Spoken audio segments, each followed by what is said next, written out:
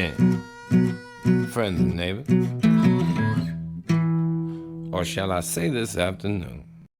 Welcome back to the Denver Broncos franchise. Your host, longtime listener.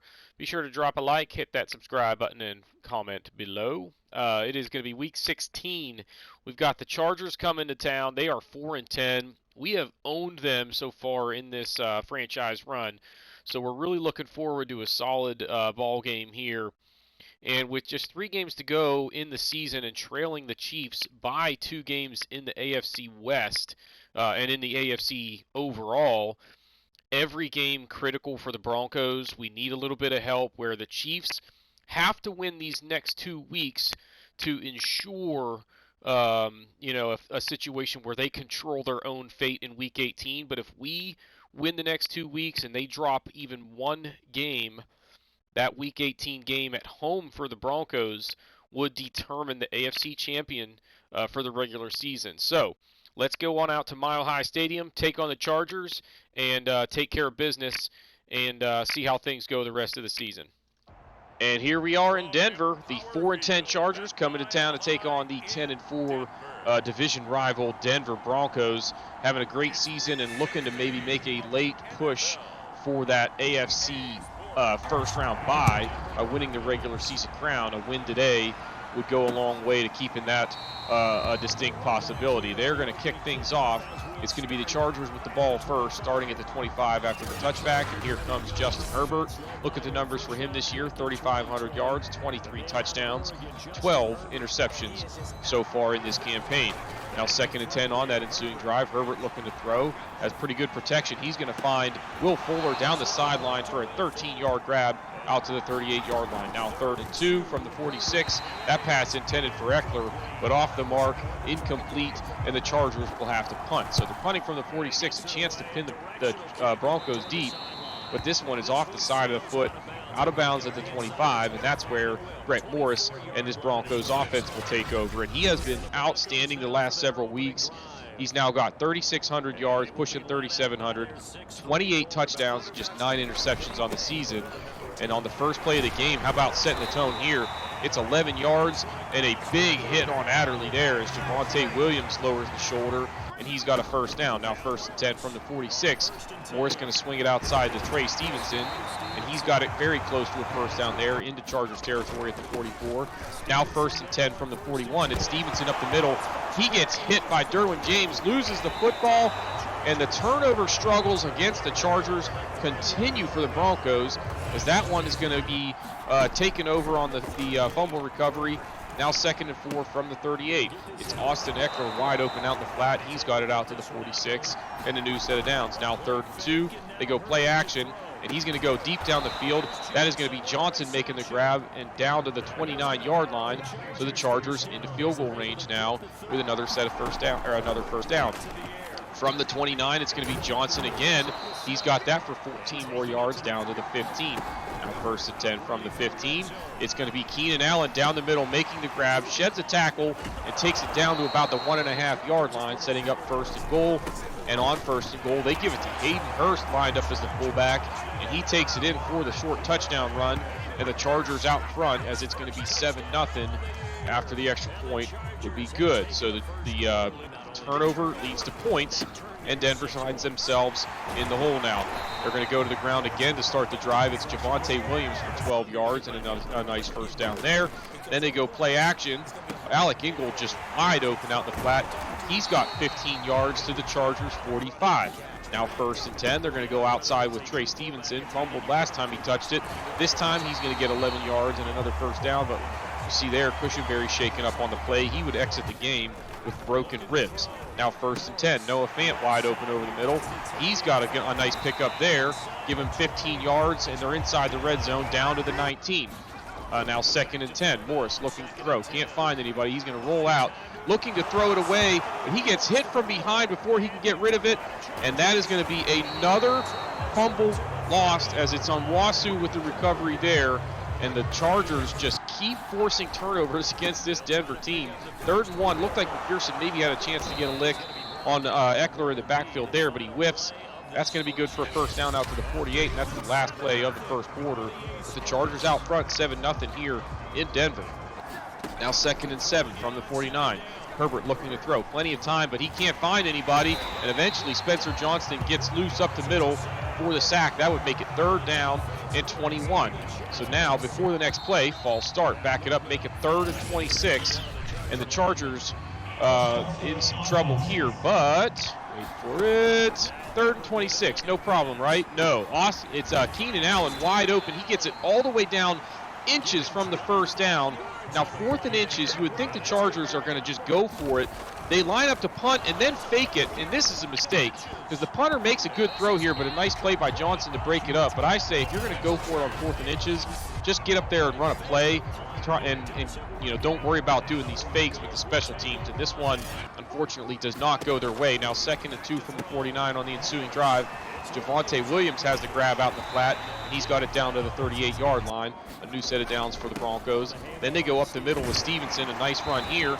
He's got 11 yards and another 1st down. Now 3rd and 7 from the 24. Morris going to take off and run with it, but he's not going to be able to get to the 1st down. He has to slide down a yard short. Broncos going to have to settle for a field goal here with just 7:20 left in the first quarter, or the first half rather. They are finally on the board, and it is 7-3. Now 3rd and 1 on the ensuing drive. Herbert looking to throw. Has plenty of time, but can't find anybody. Eventually throws, but he got hit as he released it. Intended for Fuller, but incomplete, and they would have to punt on another 4th and short scenario. It's Corey Bryant back to return. He's going to bring this back to the 23-yard line, and that's where Denver will take over with 5:55 left in the first half. Now 3rd and 8. He's going to swing it outside to Stevenson. He gets a great block from Cortland Sutton. Then he's down the sideline off to the races and got it all the way to the 46-yard line. It goes down as a run, and a big pickup there. So he's now got 65 yards on just 4 carries, although he does have the fumble to his credit. Now 1st and 10. It's going to be Hinton down the middle. He's got this one down to the 22-yard line, a pickup of 24, and a nice play there for the Broncos. Now 2nd and 7 from the 19. They're going outside with Stevenson. He's got a nice run here all the way down to about the 2-inch line, but there's a flag on the play holding. This one is coming back, and that is huge because the Broncos would end up having to settle for a field goal instead of having 1st and goal from the 1. But they do cut the lead down to 1. It's going to be 7-6 as we have reached halftime here in Denver. Turnovers the story yet again between these two teams, as the Broncos averaging 8 yards a play and doing a lot of it with really solid running attack, but a couple of fumbles have given the Chargers the edge here as they lead by 1 at the half. Now we go to the Steel City where the Steelers all over the Raiders. Pittsburgh 9-5 coming into this one. The Raiders' playoff hopes are now dwindling as they sit at 7-7 and trail in that one at the half. Now out to the nation's capital. It's the Washington football team getting smoked by the Bengals, who are 9-5, and they lead that one 28-0. Joe Burrow really sharp so far in the first half of that ball game. Then we go out to Green Bay, and it's the Packers and the Texans.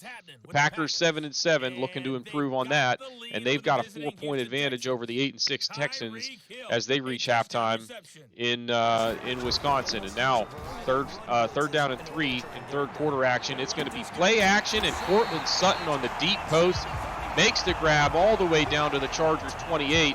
A great start for Denver as they take a deep shot there on 3rd and short, and it pays off big time. Now 2nd and 2. Morris looking to throw. He's going to find Jerry Jeudy, and that's going to get him all the way down to about the 2-yard line. Huge hit from Derwin James, but Jeudy able to hang on, and it sets up 1st and goal. Now 3rd and goal, and James coming off the edge on the blitz. He throws down Brett Morris for the sack, and it sets up now a 4th and goal from the 10. And the Broncos are going to have to settle for a field goal, but they do get the lead. First time in the game they've had the edge, and it's now 9-7 here partway through the 3rd. Now 1st and 10 on the ensuing drive at the 41-yard line. Austin Eckler wide open out in the flat. He's got it all the way down to the 31. Chargers already into field goal range now and have a nice, good opportunity to get back out in front. Next play, they go up the middle on a draw to Chase Edmonds. He's got 11 yards and a 1st down as they now touch the red zone to 3rd and 3 here. Herbert looking to throw, went outside with it. The option route timing off there. It's incomplete. They have to settle for a field goal. They get the lead back as it's now 10-9 here about halfway through the 3rd. Now on to the ensuing drive. The Broncos work their way down to the 36-yard line. Then Moore's going to find Alec Ingold. good for a first down to the 24-yard line, and now they're well into field goal range. 1st and 10. Morris looking to throw, rolling out to the right, can't find anybody, gets hit from behind, loses the football, but this time the Broncos fortunate enough to have Rajon McMillan there to make the recovery. That could have been big, and now it sets up 3rd and 2 from the 17. Morris rolls out. He's going to run with this, and he's going to sell out the body here, interestingly. Gets it down to the 7, sets up 1st and goal, and they go to Javonte Williams, who has a huge hole on the left side, takes it in for the touchdown. That would make it 15-10. With the 5-point edge, the Broncos going to go for 2, but Brett Morris unable to find anybody here, and he was under some serious pressure, has to just throw it away, and the lead is going to remain 5.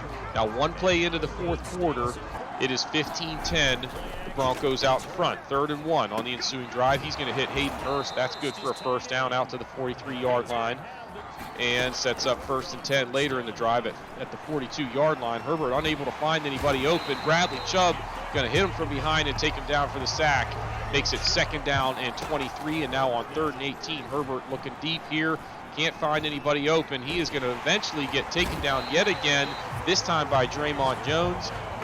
Makes it 4th down and 26, and the Chargers would have to punt it away. Ensuing drive, it's going to be Javonte Williams. He gets 11 yards there as his nice day on the ground continues, and makes it 1st and 10 from the 26. Morris looking to throw. He was under pressure here, but sends it deep for Cortland Sutton. Had a step on his man. He eventually is tackled, but not until he gets it all the way down to the 29-yard line, and then later in the drive, 3rd and goal. It's going to be play action, and Noah Fant in the end zone for the touchdown. That's going to make it 22-10. Now a 2-point advantage as we're down around the 2-minute warning. Now 4th and 8, last chance for the Chargers. That pass is going to be incomplete. The ball would go over on downs to the Broncos. They would just run out the clock, and they take this one 22-10. A couple of huge catches for Cortland Sutton in the second half kind of put them back out in front in this one, and they didn't turn the ball over in the second half. They end up averaging 7.5 yards per play for the day.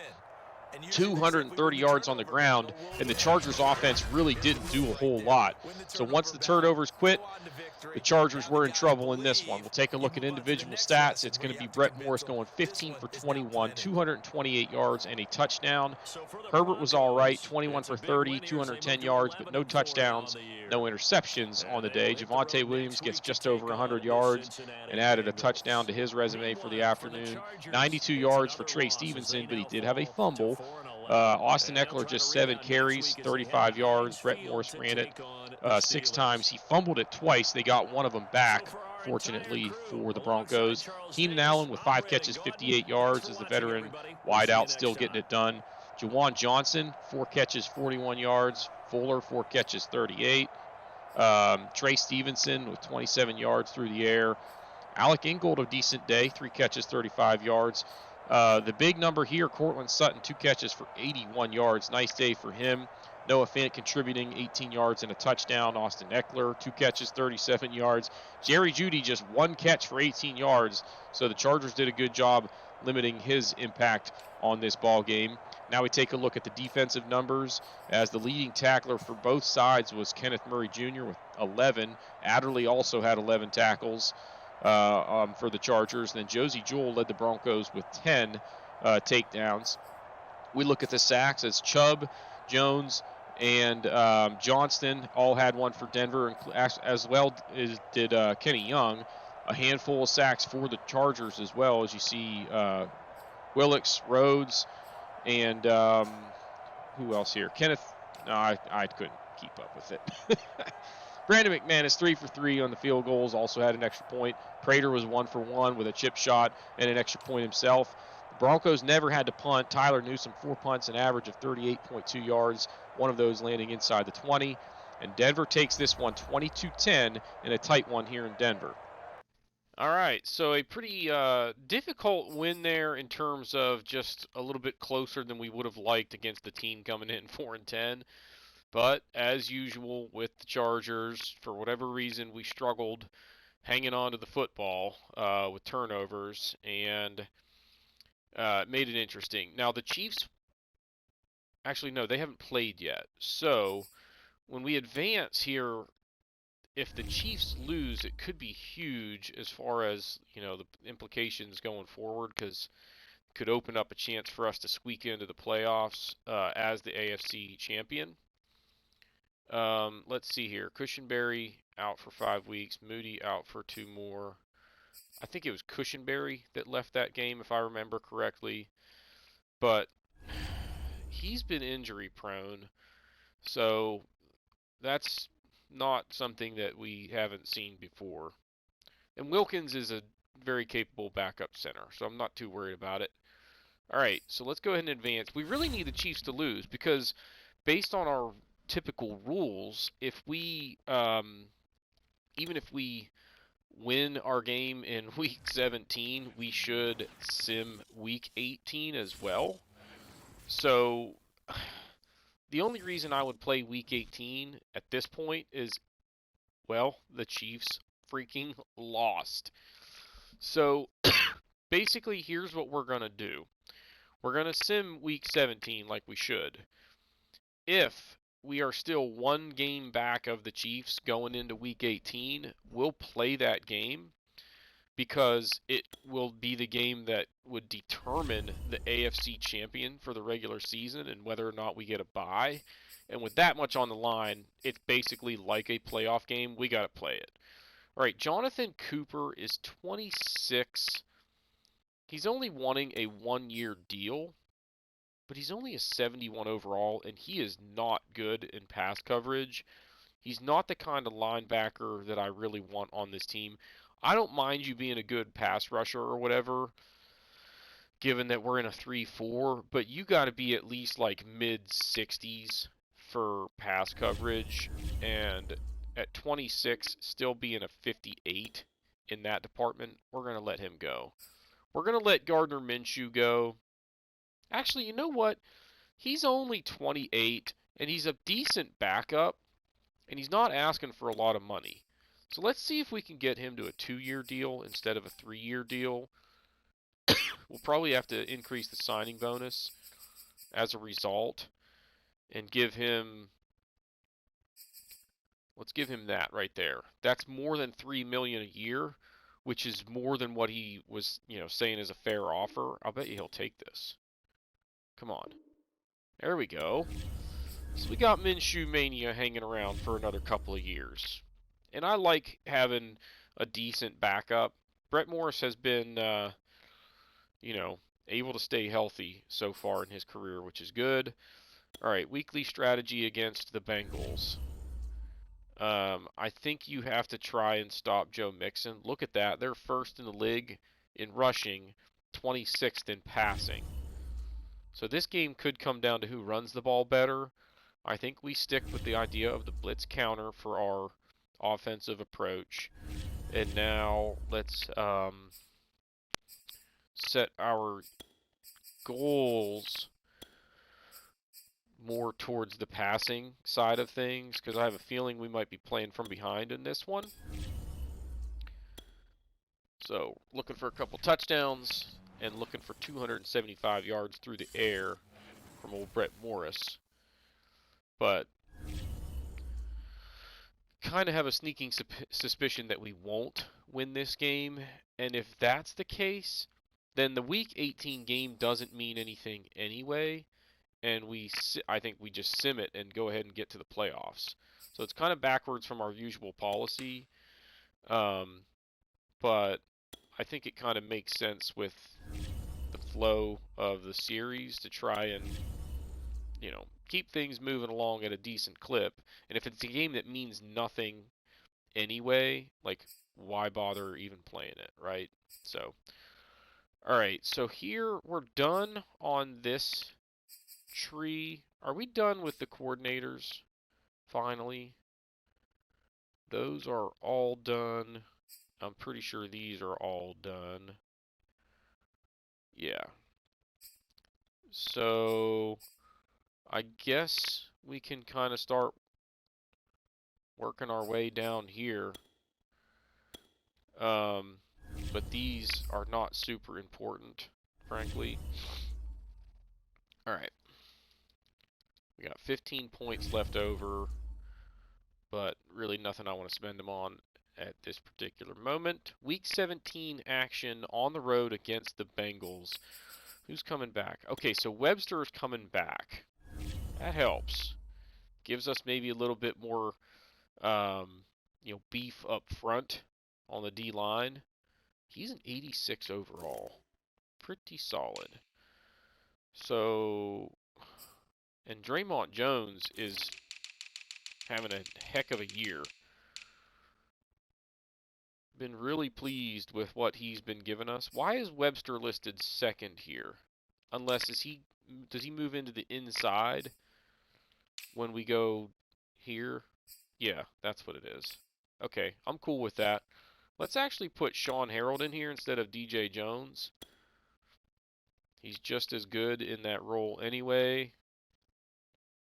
And I don't feel like DJ Jones has been doing much for us. So if our thought process at the beginning of the year was like, he's the veteran, he's earned it, let him have that job. Well, he hasn't earned it this year. So what have you done for me lately? And what are you going to do for me in Week 17 against the Bengals? If we win, we got a chance to win the AFC regular season title. If we lose, oh, we won. Heck yeah. So now, Week 18 is for all the marbles. Like, if we go into the standings, we should have clinched a spot in the playoffs already. Yeah. Wait, why does it say Z? Because that tells me that they're saying that they clinched home field. Because, like, here, the Falcons clinched their division. They got a Y. This is garbage. Didn't we beat them head-to-head already? What's up with that? Well, now we're definitely simulating this game. But that drives me crazy. I swear we beat them earlier this year, didn't we? Go to our team schedule. And even if we didn't, we got a chance to... Well, yeah, we smoked them. So this is a scenario where, like, if we win in Week 18, we'll end up with the exact same record and have beat them head-to-head twice, but yet somehow they get a tiebreaker. That is messed up, NFL. If that's the way it really is, and you don't have head-to-head as the first tiebreaker, then your system is broken. Good gravy. So this game means nothing now. We're definitely going to simulate it. Oh, that's frustrating. So we got one more negotiation to take care of here. Benny Snell, he's 26, which is actually not that old for a running back, and he's not that bad. Let's see here. Hang on. 1, 2, 3, 4, 5, 6, 7, 8, 9, 10, 11 guys that we're letting go already. I think we're going to try and bring him back. I'd like to do it as a one-year deal because he's asking for a reasonable salary. If I can get him for like 1 year, let's leave the salary where it was, but give him a bigger signing bonus. That right there, I think, is extremely fair. There we go. I like that because now we don't have to deal with going and finding another halfback this offseason. And we, still have 3 that are pretty good. So, all right, weekly strategy. This isn't really going to matter. We're going to go defend deep pass against him. We're going to go blitz counter. I should have looked at the stats while we were in there looking at the schedule, the stats from the last game, but it's not a big deal. We'll look at it in a second. And then here, we're going to set the same goals as last week. Yep. That is so frustrating. We could end up 13-4 with, the exact same record as them, beat them 2 out of 2 head-to-head, and still not somehow end up with the... I'm assuming that it's like your record within the conference, and maybe like a couple of their losses were to NFC teams, where ours were more in the AFC. I'm not sure. But God, that's so stupid. Even if that's the way it is, that should be like the second tiebreaker. Head to head should always be the first tiebreaker. All right, route runner for Jerry Jeudy. Man, he didn't do anything in that game against the Chargers. But some of it was we had opportunities to throw the ball to other guys. Cortland Sutton, namely, once we discovered that post pattern on play action, we were able to take advantage of that a couple of times. All right, Cushenberry's getting an upgrade even though he's injured.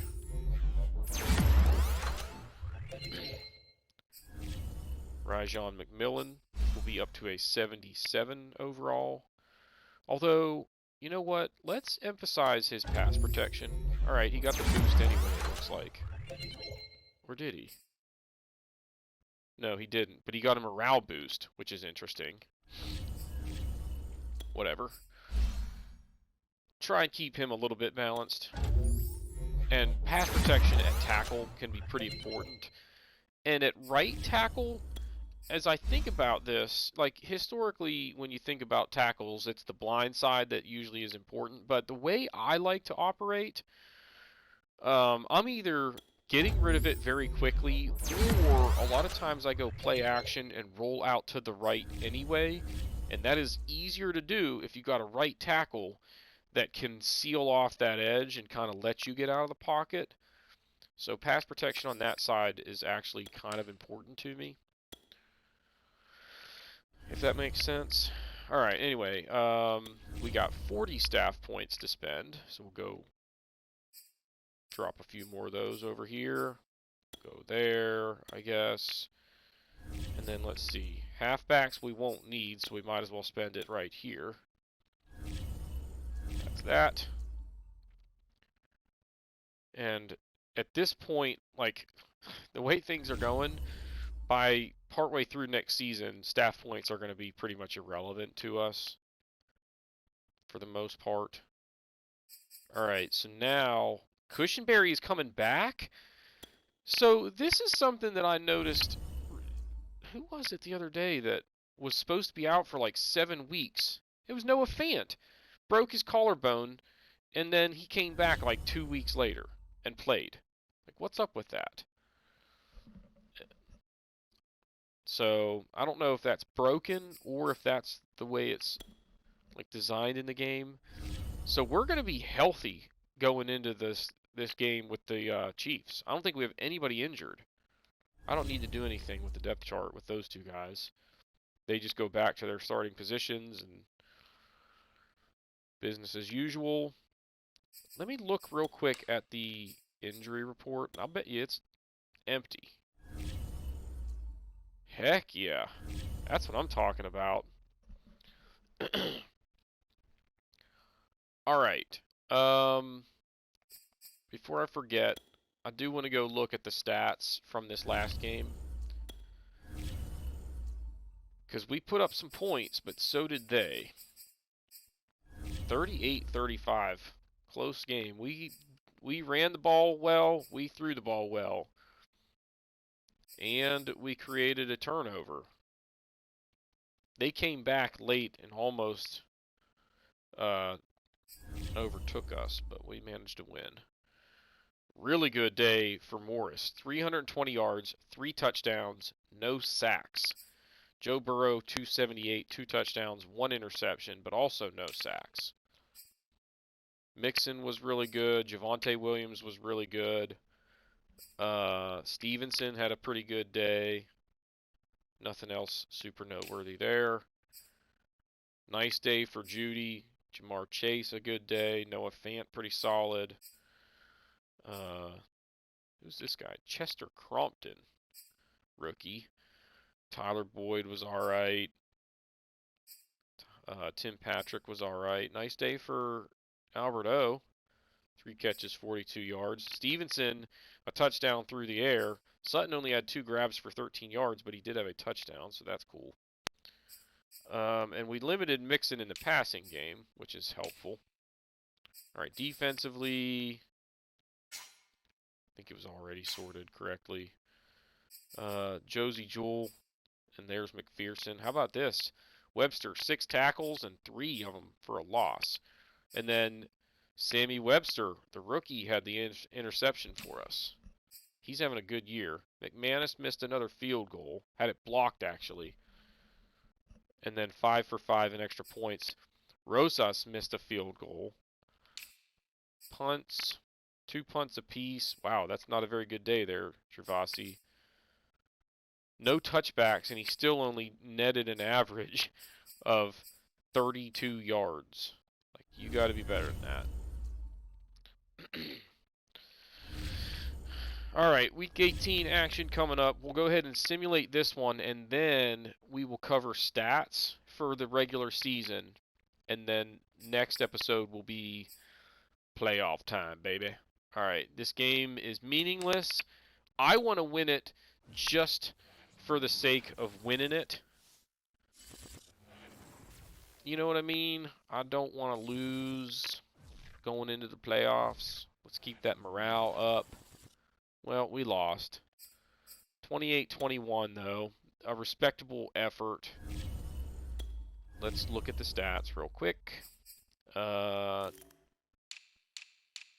Okay. I hate that it instantly changes to postseason. All right. So we ended up only playing 1, 2, 3, 4, 5, 6 of the games this season, which is fine. All right. They ran it really well. We slowed down their passing attack. We didn't run it very well, and we turned the ball over once. Morris threw an interception and was sacked 4 times, but he was pretty solid all in all. A 108.7 passer rating is pretty good. We kept Mahomes in check, but we didn't sack him at all. Edwards-Helaire had a nice day, including 2 touchdowns. They kind of bottled up Javonte Williams. Stevenson didn't do anything. Sutton had a nice day, 98 yards and 2 touchdowns. Nice day for Noah Fant. Kelsey was pretty solid. Tim Patrick was good. Cephas, Shelby, Edwards-Helaire. There's Jerry Jeudy. Only 3 catches for 24 yards, but he did have a touchdown. All right, defense. Justin Simmons led the team with 8 tackles. There were no sacks for either team, right? Yeah, and then Bolton had the interception. 3 for 3 and 4 for 4. No field goal attempts all game. A little bit better day punting for Gervasi, but still not that great. All right, so it's a loss. And we ended up 13... or wait, what was our record? 12-5 for the season? Right? Yeah, 12-5. Not that bad. All right, so before we do this stuff, we'll save that for next week or next episode. What I want to look at, we're going to look around the league at standings and stats, and then we'll wrap up the episode. So the Chiefs end up with the best record in football at 14-3. The Vikings 13-4, best in the NFC. And now let's just look by division. So in the AFC North, Bengals and Steelers tied at 11-6. The Browns 10-7. That's a pretty tight division, top to bottom. In the South, 8-9 gets you in a 3-way tie for first. Nobody wanted to win that. The Texans lost 5 in a row. They were 8-4 and finished 8-9 and missed the playoffs. Unbelievable. AFC East, another tight one. 10-7 wins the division. And then the West, the Raiders lost 4 in a row down the stretch to fall out of playoff contention. And, you know, if they win 9 games, they're in the playoffs, pretty much. Because wasn't it, well, 10 games would have got them in.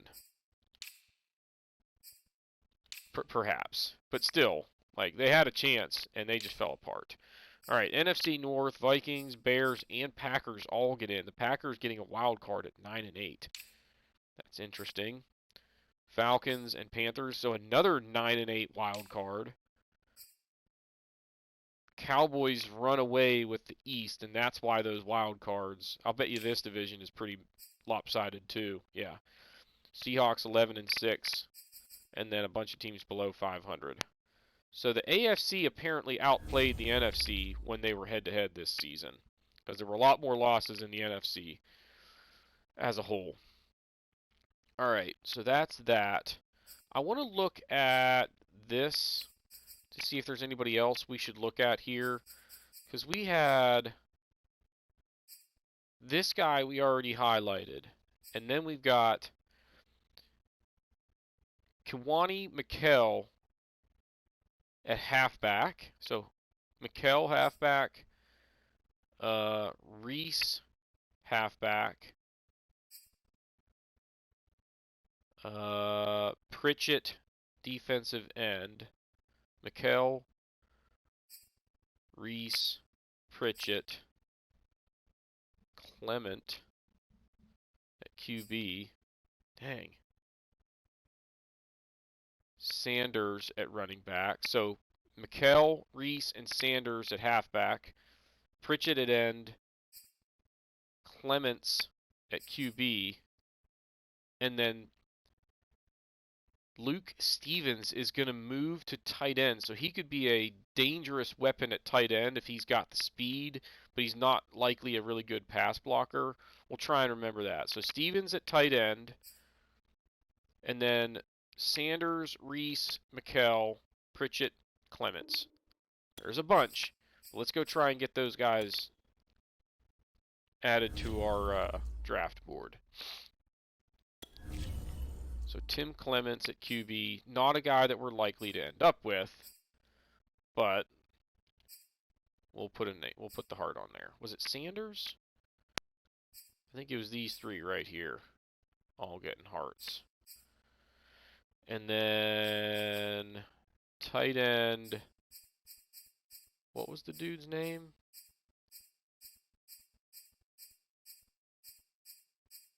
I'm not seeing one that stands out. Who the heck? We'll go back and find him. Defensive end, Cody Pritchett. What was that wideout's name that converted? Wasn't it like Samson or... I don't know. Samsonite. I was way off. Alright, so right here, boom, draft. Luke Stevens from Louisville. Luke Stevens. So I don't know if they leave him listed under wide receivers or if they actually move him to tight end. But Luke Stevens is who we're looking at here, or looking for. And he's not listed under tight ends. So let's see if we can find him on here. There. Boom. Now, let's actually just go in and show you what this guy can do. Doesn't run very good deep routes, but that's okay. He's only 6'2", 211, so he's actually not that big. I don't know about this dude. Yeah. I mean, it might be interesting to see what happens with him if he gets moved over to the tight ends, and then we see kind of how he stacks up with them. But that doesn't look very promising. Anyway, let's look at the stats, and then we'll be done for this one.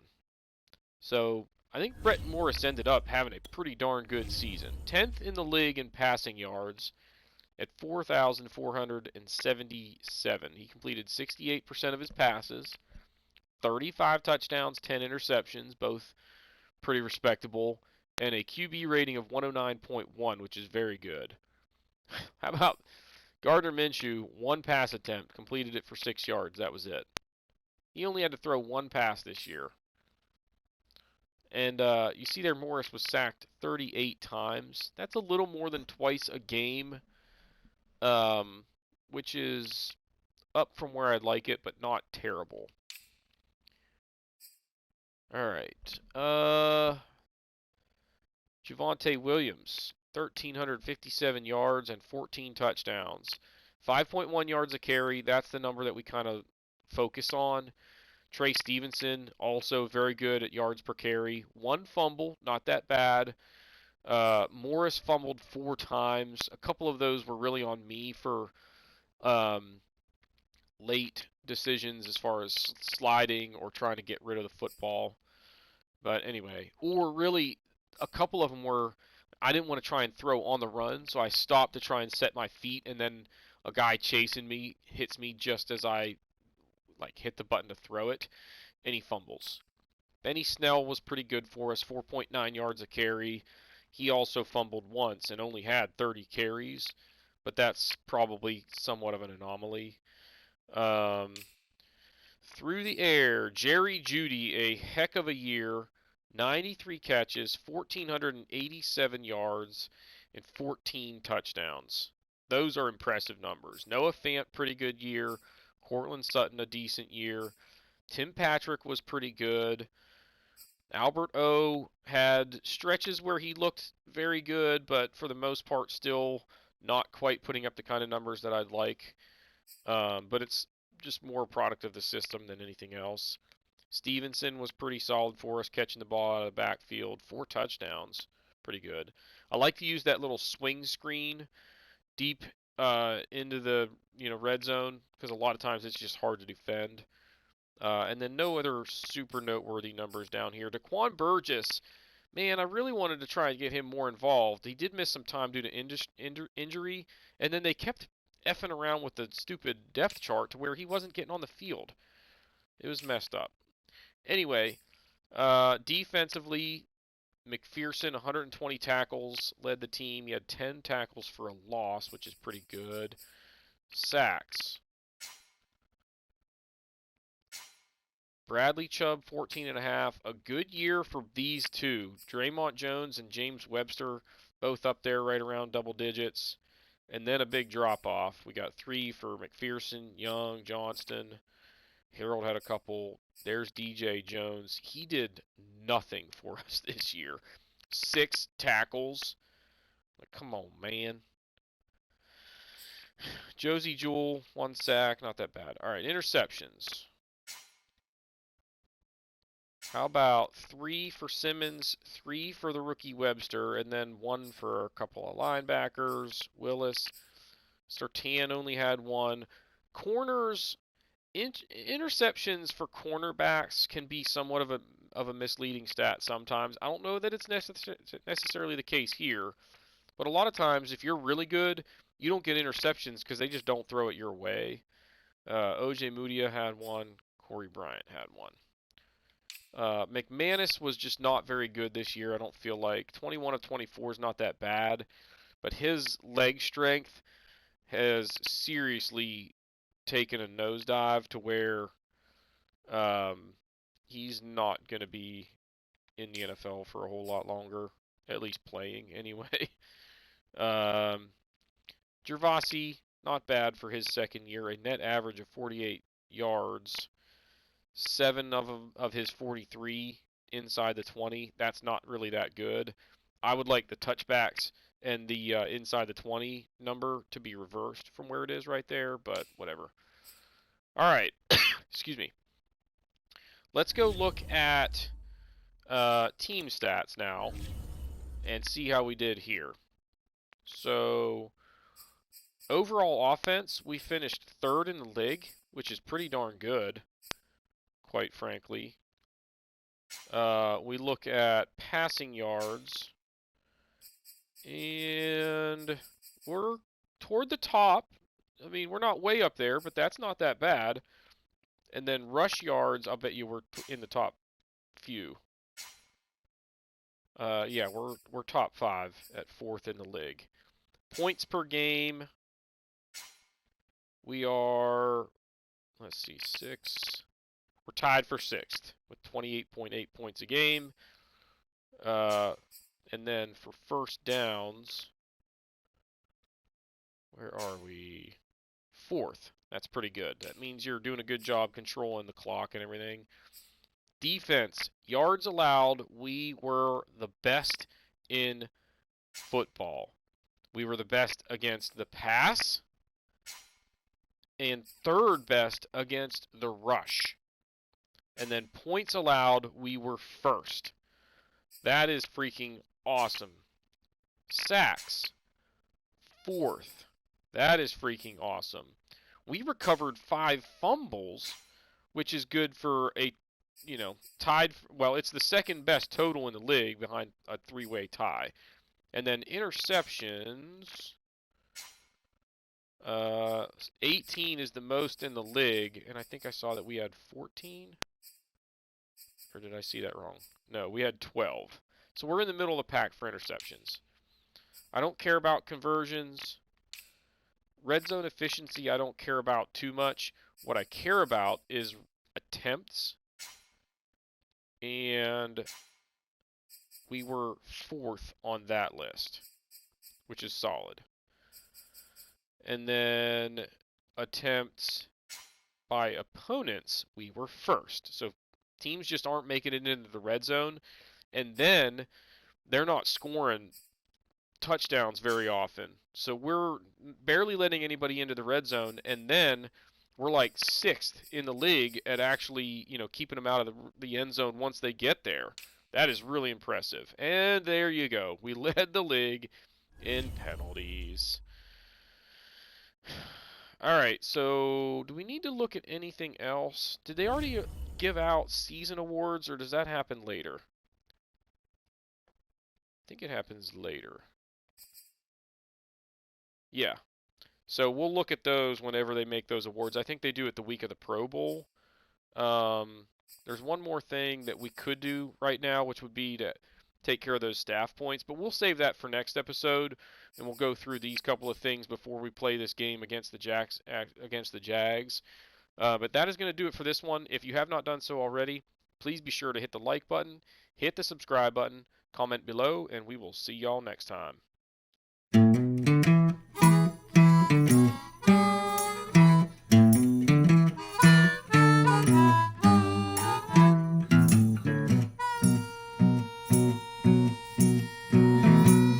Good evening, friends and neighbors.